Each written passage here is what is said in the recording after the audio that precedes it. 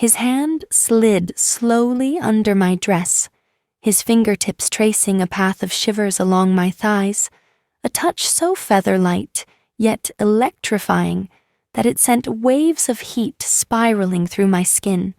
I closed my eyes, surrendering for just a moment to the warmth of his body pressed so near, the scent of his cologne mingling with the humid air, the firm yet hesitant pressure of his lips deepening against mine. There was an urgency in his kiss, an unspoken hunger that pulled me closer, made me forget reason, made me lose myself in the space between restraint and surrender. My breath came shallow as his hands roamed higher, pushing fabric aside, peeling away barriers, igniting something reckless inside me, even as I felt the shift of his body, the slight tension of his pants against me. Reality clawed at the edges of my mind, whispering reminders I wasn't ready to hear. This wasn't supposed to happen, and yet it was. This is my story. I have been married for 5 years to Daniel, a man of principle, a dedicated husband whose love had been steady, unwavering, a foundation I had never questioned. He was kind, reliable, a hard-working man whose job often took him away for days at a time, leaving me alone in our modest apartment nestled within a close-knit building where every neighbor knew the others. Among them was Felix, the man across the hall, a reserved, enigmatic figure who rarely spoke unless spoken to, yet whose presence had always carried a quiet intensity. Unlike the other neighbors who exchanged pleasantries in passing, Felix was a man of few words, polite yet distant, helpful yet detached. There was nothing remarkable about him, or at least nothing I had ever paid attention to before. That day, Daniel had been away for 2 days on a business trip to Abuja, a routine journey that no longer stirred any concern in me. As I had grown used to the temporary solitude his work often required. He was scheduled to return the next day, and I had spent the afternoon immersed in house chores, seeking solace in the rhythm of scrubbing, washing, and folding.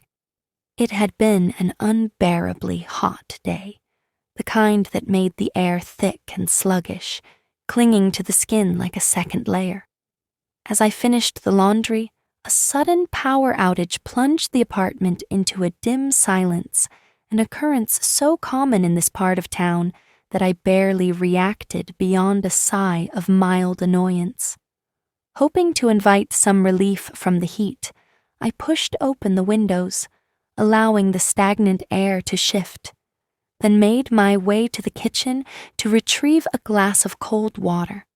The hum of the refrigerator ceased as I pulled the door open, the chilled air brushing against my skin like a fleeting reprieve. Just as I turned to leave, a knock echoed against my front door, sharp, precise, the kind that belonged to someone who rarely made unnecessary visits. My pulse quickened slightly, though I told myself it was nothing. Setting my glass down, I wiped my damp palms against the fabric of my dress and moved toward the door, hesitating for the briefest moment before unlocking it. Felix stood there, his posture relaxed yet deliberate, his eyes unreadable as he offered a small nod in greeting. "Hello, Esther. Sorry to bother you, but my ceiling is leaking, and the water seems to be coming from your apartment." His voice was steady, low, carrying none of the casual warmth most neighbors used when speaking to one another. It was direct, factual, as though he had measured each word before letting it pass his lips. The unexpected nature of his visit left me momentarily unbalanced, but I quickly stepped aside, motioning for him to enter. Together, we made our way to the bathroom, where a thin, steady stream of water trickled from a loosened pipe beneath the sink, pooling onto the tiles in an expanding puddle. I hadn't even noticed. "Oh, I didn't even realize," I murmured, my brows drawing together as I crouched to inspect the leak. "No worries. Do you have a wrench? I can try to tighten the pipe," Felix replied, his tone casual yet firm, as if fixing the issue was as much a certainty as the sun rising. Nodding, I rose to my feet and made my way to the kitchen, retrieving the tool from the cluttered drawer before handing it to him. He accepted it without hesitation, lowering himself onto one knee as he worked with effortless precision, the muscles in his forearm flexing slightly with each turn. I stood near the door, watching in silence, though my mind was elsewhere, preoccupied with thoughts I couldn't quite name. Then something unexpected happened. He glanced up at me, his gaze steady, unreadable, yet carrying a weight I had never felt from him before. There was something different about the way he looked at me. Not intrusive, not inappropriate, but undeniably intense, as though he had seen something in me that I hadn't yet recognized myself. My breath caught for half a second, my body tensing, though I wasn't sure why. "You should avoid walking barefoot on wet tiles," he murmured, his voice softer now, almost thoughtful. His words were simple, practical, yet for some reason they unsettled me more than they should have. I averted my gaze, feeling an unfamiliar warmth creep up my neck. "I'll go get a mop," I said quickly, my voice thinner than usual, my feet already carrying me away, before I could question the peculiar shift in the air. As I returned, the feeling lingered, a strange, restless energy pressing against my chest. It wasn't fear, nor was it desire. It was something more elusive, something that existed in the spaces between, in the moments that could be ignored, but never quite forgotten. Felix had finished tightening the pipe by the time I re-entered the bathroom. He wiped his hands on a cloth, standing up with a quiet ease. "It's fixed. It shouldn't leak anymore," he said, his voice returning to its usual neutrality. "Thank you," I replied, my words coming out quicker than necessary, my gaze deliberately avoiding his. For a moment, he simply stood there, his expression unreadable, as if debating whether to say something else. But then, he simply gave a slight nod and turned toward the door. He hesitated for the briefest second before stepping out, the air shifting as he left. When the door closed behind him, I exhaled a breath I hadn't realized I had been holding. Nothing had happened, and yet something had undeniably occurred. Something invisible, yet real, like the flicker of a flame before it becomes a fire. That night, as I lay in bed, Daniel's absence heavy beside me, I found my thoughts drifting back to that moment in the bathroom. Not to the leak, not to the repairs, but to the way Felix had looked at me, calm, certain, as though he had known something I didn't. I tried to shake it off, to convince myself that it had been nothing more than a passing moment, a trick of the mind brought on by exhaustion and heat. And yet, long after the apartment had sunk into silence, his gaze lingered at the edge of my thoughts. Sleep did not come easily that night, and when I finally drifted into restless dreams, I found myself haunted, not by fear, not by regret, but by a question I dared not answer. The following morning arrived with a heavy, lingering haze, the kind that seeped through the fabric of reality, making everything feel slower, weighed down by something unspoken. I woke up tangled in the sheets, the imprint of restless dreams still clinging to my skin, my mind sluggish, as though caught between the remnants of sleep and the sharp edge of consciousness. The room was bathed in the dim glow of early sunlight filtering through the curtains. A deceptive calm, masking the unease that had settled somewhere deep in my chest. I turned onto my side, my fingers instinctively reaching across the bed, searching for the familiar warmth of Daniel's presence, but they found only cool, untouched sheets. The stark emptiness of the space beside me was not unusual, and yet this morning it felt different. Heavier, more pronounced, as though the absence carried more weight than before. I tried to shake off the lingering restlessness as I pushed myself upright, rubbing a hand across my face in an attempt to dispel the remnants of the previous night's thoughts. It was ridiculous, I told myself, how my mind kept circling back to that single, fleeting moment with Felix. Nothing had happened, nothing at all, and yet the memory of it clung to me like a whisper I couldn't quite shake. It was the way he had looked at me, the quiet intensity of it, the unspoken understanding that had passed between us in the silence. I could still feel the ghost of that moment pressing against my skin, a sensation I couldn't quite name, and it frustrated me more than I cared to admit. Determined to rid myself of the intrusive thoughts, I forced myself into routine, clinging to the comfort of the familiar. I moved through the apartment with mechanical precision, washing my face, changing into a loose cotton dress that offered some relief against the lingering heat, tying my hair back as I made my way to the kitchen. The air was thick with the scent of stale warmth, a reminder that the power outage had lasted through the night, leaving everything in a state of stillness. I reached for the kettle, filling it with bottled water before placing it on the gas stove, striking a match and watching as the blue flame flickered to life. The soft hiss of the fire filled the silence, grounding me in the present, anchoring me away from the thoughts that threatened to pull me under. As I waited for the water to boil, my gaze drifted toward the window. The view beyond the glass, framed by the sun-washed buildings of our complex. The world outside moved with its usual rhythm, neighbors exchanging morning greetings, a woman hanging freshly washed clothes on a line, children playing in the narrow alleyways between the buildings. It was all so ordinary, so unchanged, and yet, standing there in the quiet solitude of my kitchen, I felt as though something had shifted beneath the surface of my reality, something imperceptible, yet undeniable.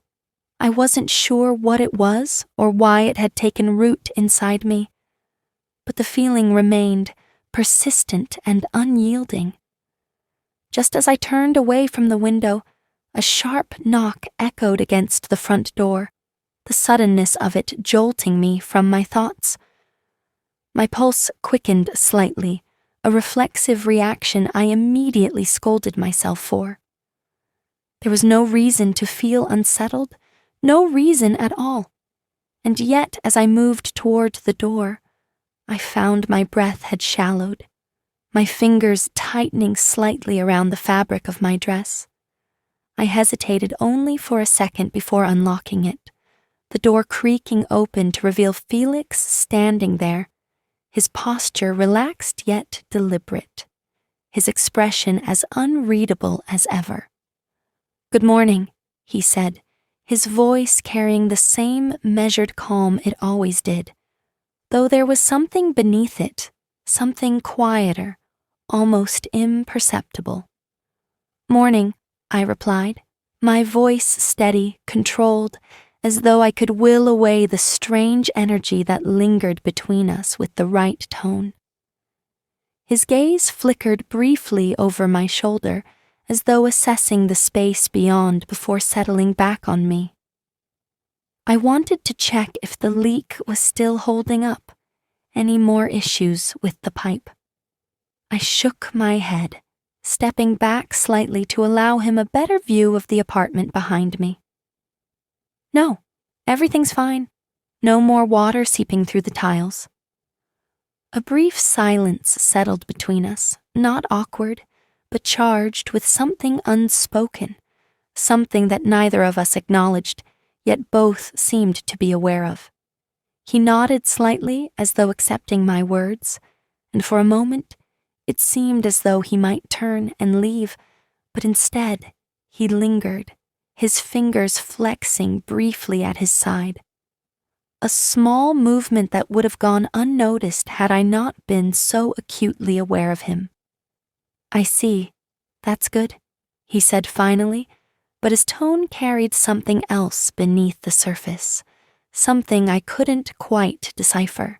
I opened my mouth, perhaps to thank him again, perhaps to say something mundane, to break the silence. But before I could, he spoke once more, his voice quieter this time, more deliberate. You seemed distracted yesterday. The words caught me off guard, a ripple through the carefully constructed normalcy I had been trying to maintain. My brows furrowed slightly, my lips parting, but no immediate response came. It wasn't an accusation, nor was it a question, but rather an observation, one that unsettled me in its accuracy. I wasn't sure what to say, how to respond, because the truth was, he wasn't wrong. I was just tired, I said, finally, the words feeling insufficient even as I spoke them. Felix studied me for a moment longer, his gaze steady but unreadable, as though he was weighing the truth of my words against something else, something unspoken. Then he nodded once, a slow, measured motion, before he stepped back, putting distance between us. All right, he said, the simplicity of the word somehow carrying more weight than it should. If anything else comes up, let me know. I nodded, murmuring a quick, thank you, before closing the door, the latch clicking into place with a finality that felt almost too sharp, too absolute. For a long moment, I simply stood there, staring at the closed door, as if it held some kind of answer, as if it could unravel the tangle of thoughts that had taken root inside me. The encounter had been brief, ordinary even, and yet I felt as though something invisible had shifted once more, like a thread being pulled loose from the fabric of reality. As I turned away, the kettle on the stove began to whistle, the shrill sound slicing through the silence, grounding me once more in the present. But even as I moved to pour the steaming water into a cup, even as I wrapped my hands around the comforting warmth of the ceramic, I couldn't shake the feeling that something had begun. Something slow, something inevitable, something I wasn't sure I wanted to name. The weight of the day pressed down on me in slow, relentless waves, each passing hour stretching into the next, with an unshakable heaviness that clung to my thoughts. I busied myself with small tasks, anything to keep my mind occupied, anything to silence the quiet hum of unease that lingered just beneath the surface of my consciousness. I wiped down the counters even though they were already clean, reorganized the sparse contents of the kitchen shelves, folded and refolded the same linen napkins until the fabric felt like a foreign texture beneath my fingertips. It was an exercise in distraction, a desperate attempt to regain a sense of normalcy, to tether myself to something tangible, something uncomplicated. And yet, despite my best efforts, my thoughts remained unruly, drifting back to the morning's brief encounter with Felix, to the way his eyes had lingered on mine, not with intent, but with understanding, as though he could see straight through the fragile composure I had been trying so hard to maintain. It was infuriating how easily he seemed to unsettle me, how his presence alone had begun to carve itself into the spaces of my mind where I didn't want him to be. By the time the sun had begun its slow descent, casting elongated shadows across the floor, I could no longer ignore the restlessness coiling in my chest. The apartment felt too small, too stifling, the walls pressing in around me with quiet insistence. I needed air, needed movement, needed to shake off the strange energy that had settled over me like an invisible weight. Grabbing my keys from the counter, I stepped out into the corridor, the thick heat of the evening wrapping around me as I made my way down the stairwell and into the open air of the complex's courtyard. The streets beyond were alive with the murmurs of the city settling into dusk.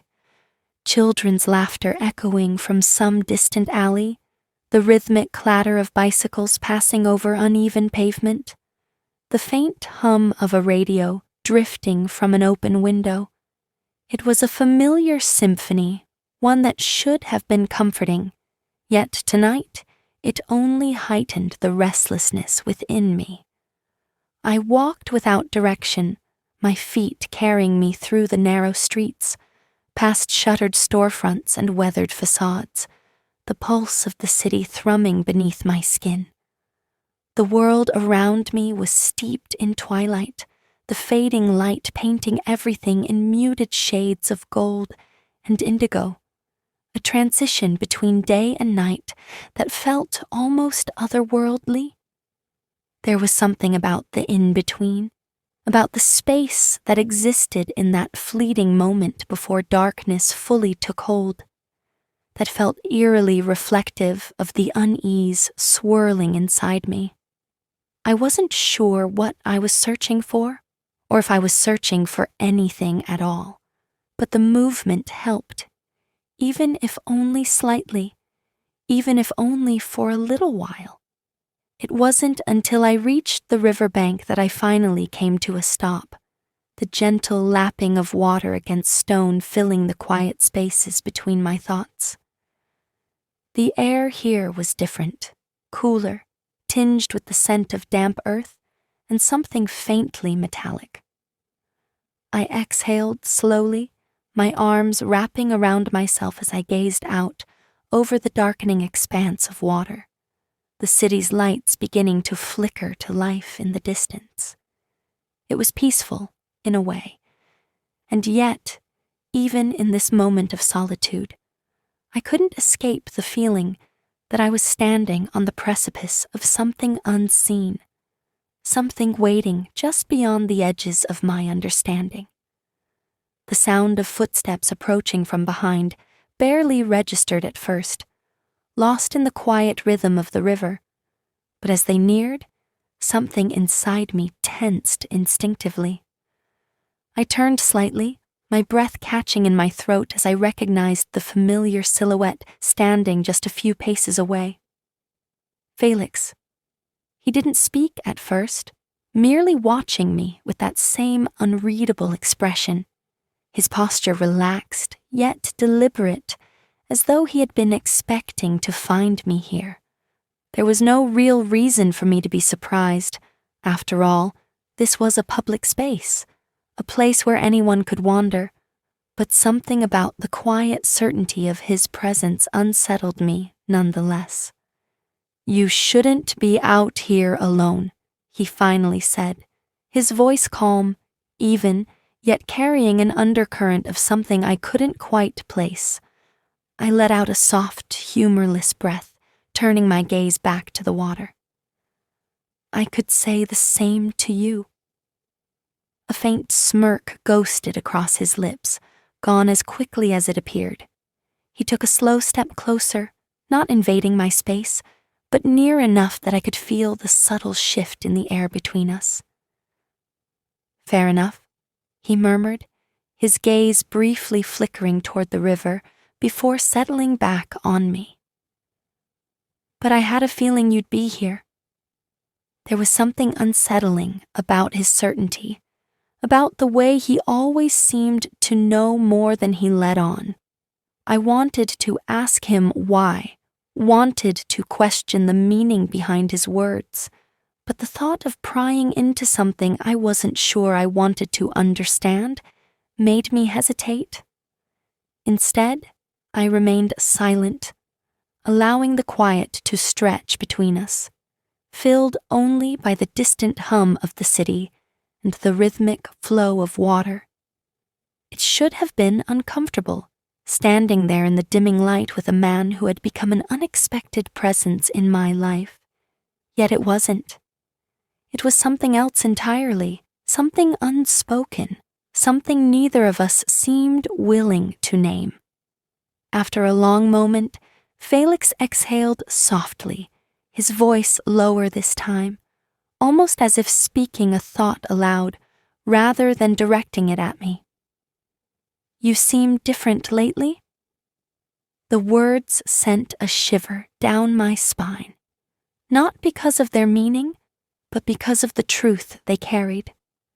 I wanted to deny it, to brush it off with some careless remark, but I knew it wouldn't work.